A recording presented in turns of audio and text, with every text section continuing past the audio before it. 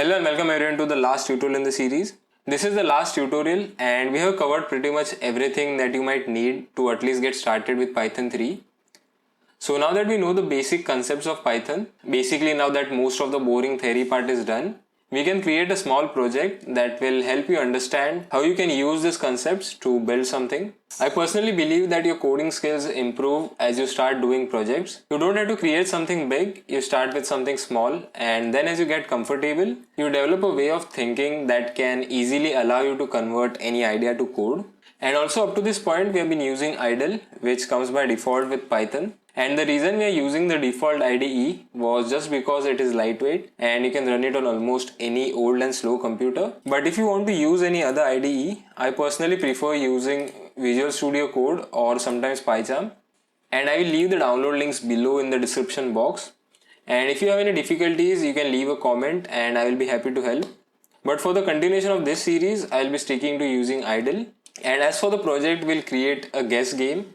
So in this game, the computer stores a random number and then we try to guess that number and we get some limited tries. So let's say 5 tries or something. It is a pretty simple game. So let's start coding. And the first thing we'll do is we'll ask the user his name and let's store it inside a name variable. And to take the input from the user, we use the input function. So let's say, hey, what's your name?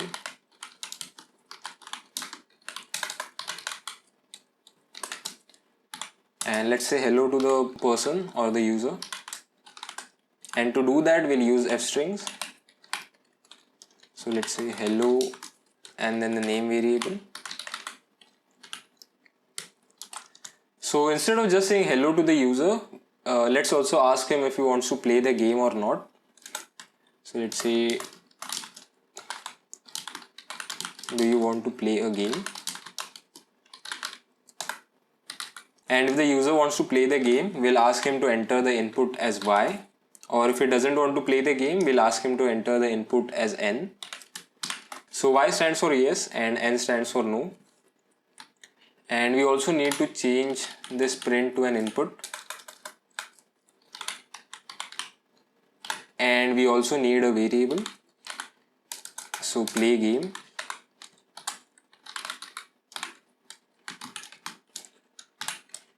So now we need to check if the user wants to play the game. So if play game, and we'll use the upper method. So this method will convert any string into uppercase. So let's say the user inputs y as lowercase. So this method will convert it to uppercase and then we can compare it with the uppercase y. So let's see. So if the user wants to play the game, we'll allow him to play the game. And to do that, we'll use a function. So this is the function that we'll define later. So if the user doesn't want to play the game, we'll use elif and let's say play game. We'll use the same method.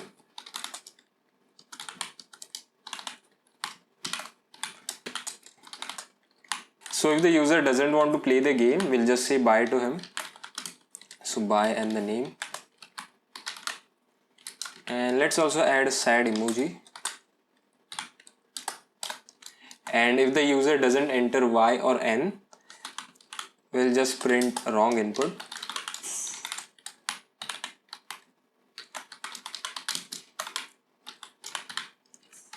So this is the basic starting structure of the game. We ask the user his name, then we say hello to the user and then we ask if he wants to play the game. So if the user enters y, we are going to call this function game, which we'll define later. If the user doesn't want to play the game and he enters n, we just say bye to the user. And if the user doesn't enter y or n, we'll just say wrong input. So now let's define the function game.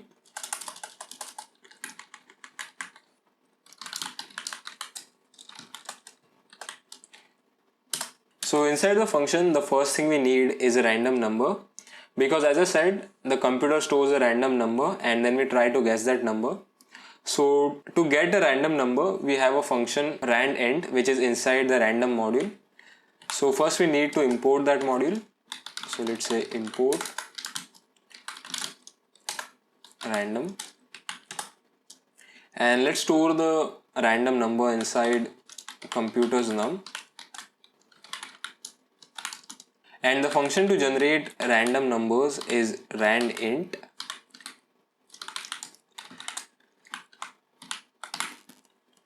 So this function will generate a random number between some range. So in this case we are generating a random number between 1 and 20.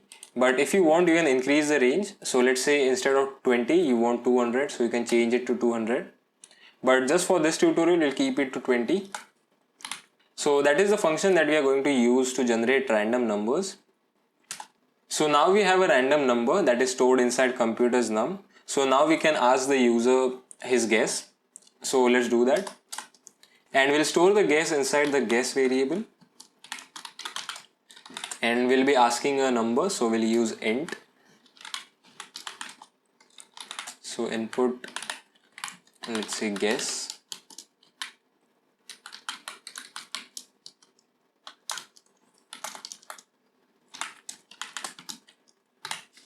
So now we can just check if computers num is equal to the guess. And if it is equal, if the guess is right, we'll print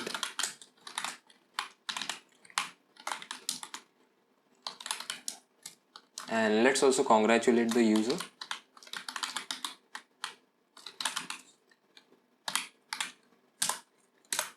And if the guess is lower,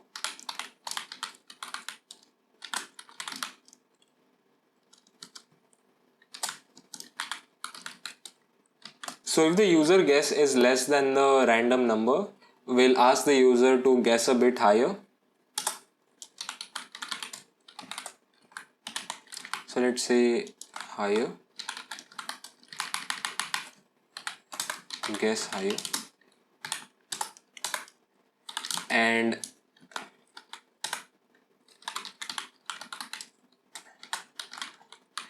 And if the user guesses a number which is higher than the random number, we'll ask him to guess a bit lower.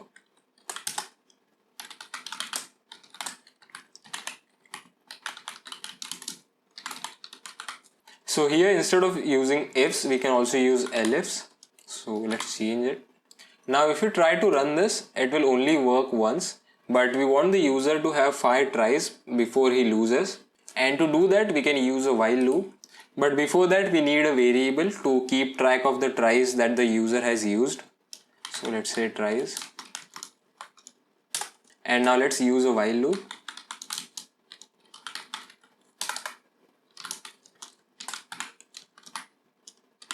And while tries is less than equal to 5, this code will loop.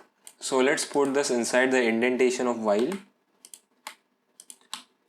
To put it inside the indentation of while, you can just press tab. So now all this code is inside the while loop and it will run 5 times. And if you're wondering why this is outside the while loop, so this is because this function will generate a random number, and if you put it inside this while loop, it will generate a new random number for every loop, and we don't want that. We want the computer to store a random number, and then we are going to use 5 tries to guess this number, and we also need to increment the tries variable. So this will basically add 1 to tries. We also need to do something if the user finishes all his guesses or tries. So if tries is greater than 5, so if the user completes all his tries, then let's print you lost, and let's also print the number. So the number was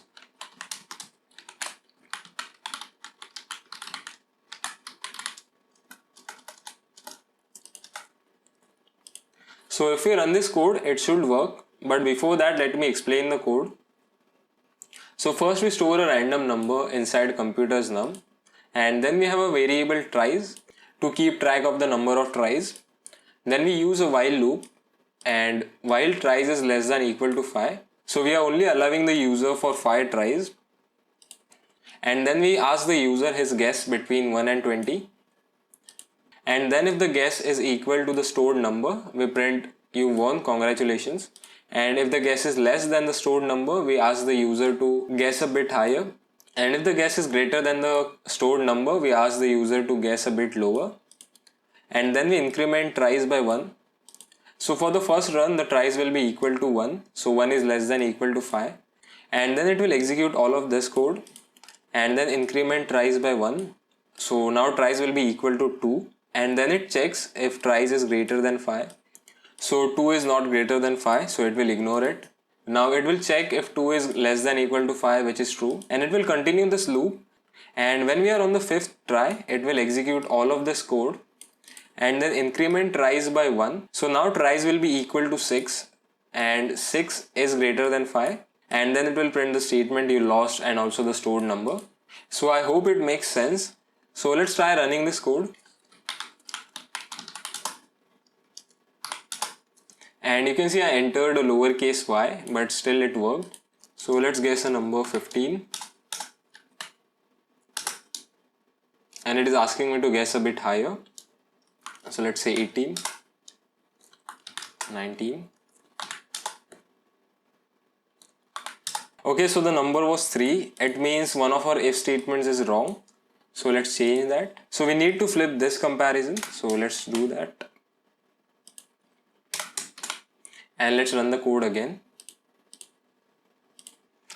So let's say bitcode, and yes, I want to play the game.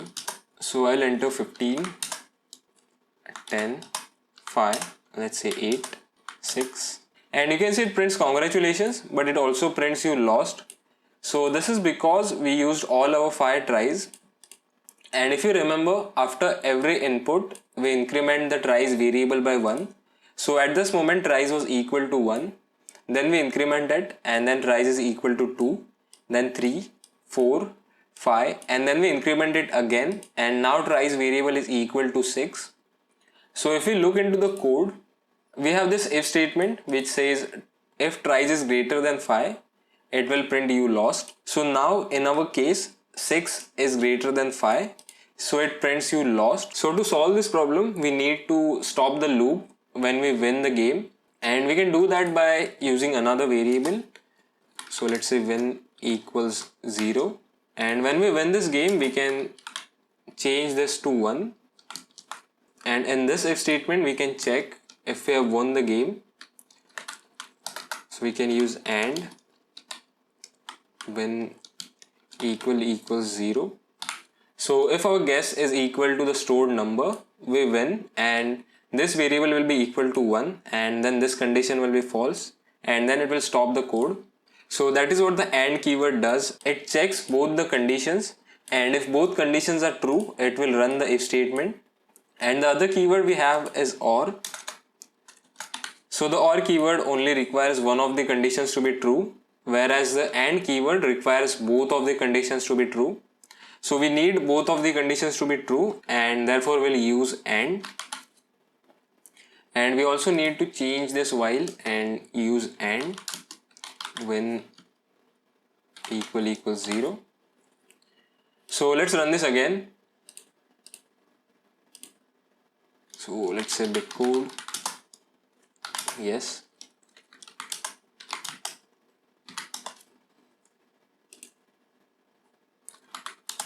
And now you can see it stops the loop whenever we win the game. So that is the guess game. You can experiment with it if you want.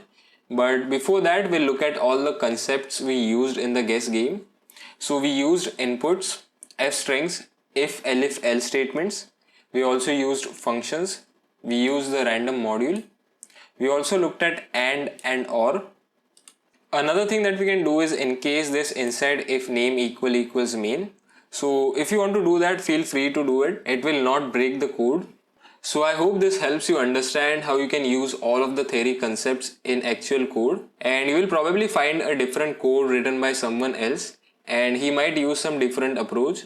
What I want to say is, as there are different logical solutions to the same problem, you will see people using different logic in their code for the same program.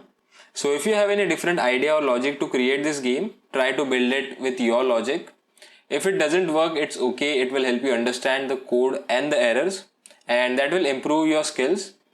If you are stuck because of an error or because of some other reason, try searching it on Google and you will most probably find the solution on Stack Overflow. So anyways, that concludes the tutorial and also ends this series. The next series will be about Python and databases. So make sure you are subscribed to the channel. And as always, if you have any questions, feel free to leave them in the comments below. And like this tutorial if it was helpful. And see you guys until next time.